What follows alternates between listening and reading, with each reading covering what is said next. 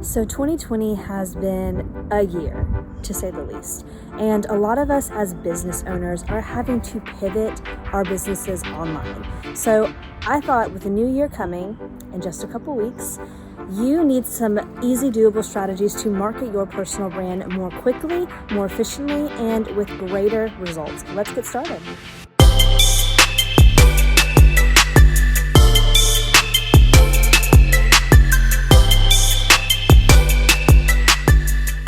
Basically, when it comes to personal branding and marketing yourself with a personal brand, there are 3 C's that you need to jot down today, put it in the notes app on your phone, and remember these moving forward as you develop a personal brand. So the first of these is consistency. Consistency of style and message. Style is basically the colors, logo, and overall value that your brand represents. So these are some of the core colors that you will see throughout my entire personal brand, from my website to my blog post to my Pinterest pins to even my Instagram account. So when my audience begins to see these colors show up more and more often throughout my content, they begin to associate me with these colors. And it's really important to remember that these colors are not arbitrary. As you can see in my logo here, I've actually incorporated some of these colors into the logo.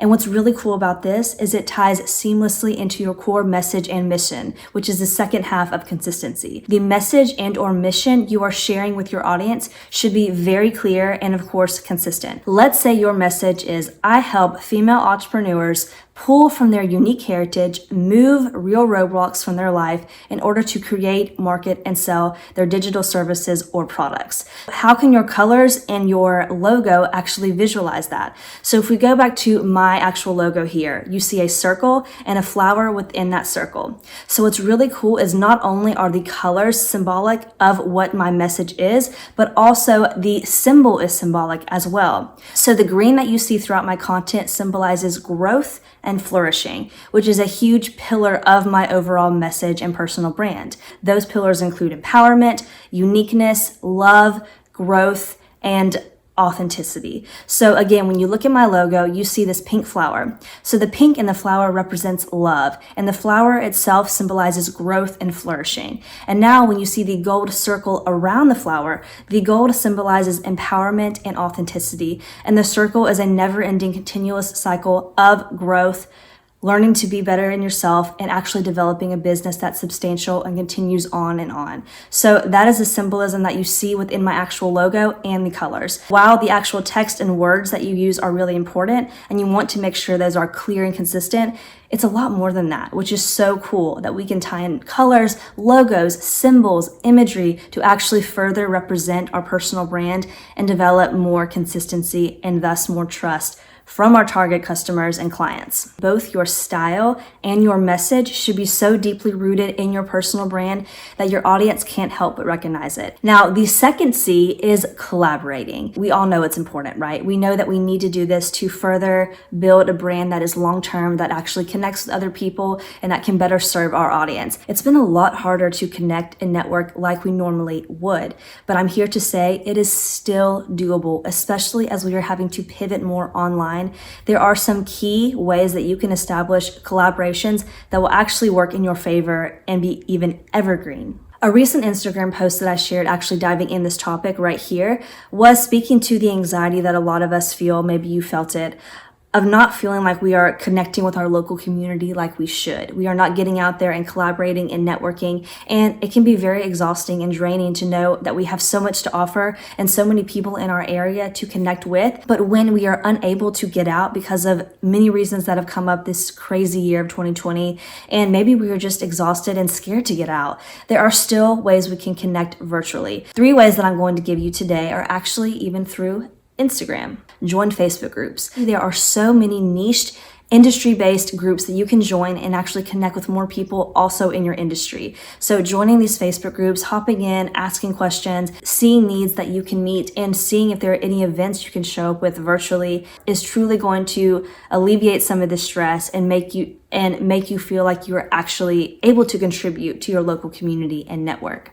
Now, the second one is Instagram DMs. So what's really cool about Instagram is that first and foremost, it was created to be a social connecting platform. So when you go and search hashtags within Instagram, you can search things like Alabama bloggers or Fairhope bloggers. Those are two hashtags I search based on my location. And as you search these hashtags, you can go in and actually DM other creators in your area, see what they're up to, let them know who you are, and figure out a way to mutually collaborate and connect with each other. And the third way is through asking people you already know.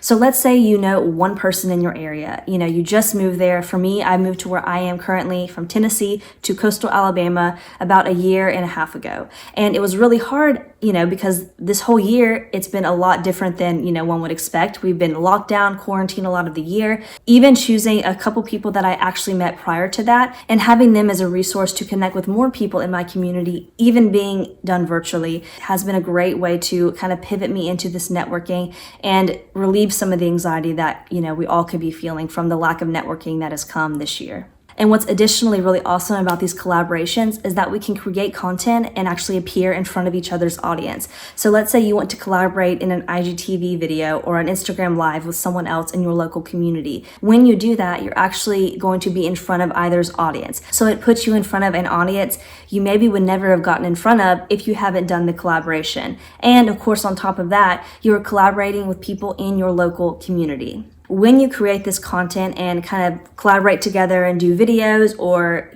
cross promote each other, it's really important to utilize evergreen content. And by evergreen, I mean content that's continually relevant over a long period of time. Content that does not have many updates or tweaks that need to be made. For example, trends, that would not be an example of evergreen content. Like, toilet paper rush that we had earlier this year when toilet paper was very sparse. That would be an example of a trending piece of content that you could create if it connects with your industry.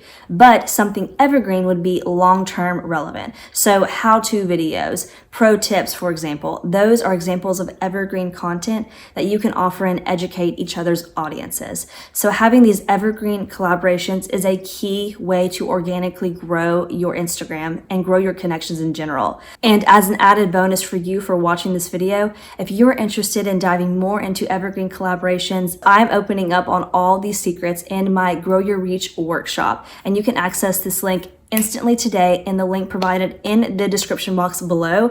I would love to see you inside. This offer is definitely going to be raised in price very soon. So get in while you can. Implement this the start of the new year. We all know, again, this year's been crazy, but why not start now to really grow your reach and expand your collaborations and growth online? And the final C for today is content. Putting out content, testing out new ideas that maybe make you a little bit uncomfortable to see what sticks and to see what your audience really resonates with. So by creating content and coming up with unique ideas that you notice your audience responds to, you can then duplicate and replicate these ideas to further market your personal brand. I always say that creating content and putting it out there with the willingness to have it flop and not do well is a key power tool in actually growing your personal brand and marketing yourself. I truly believe that we are never fully ready to dive into personal branding, maybe pivot to the online space if that's new for you.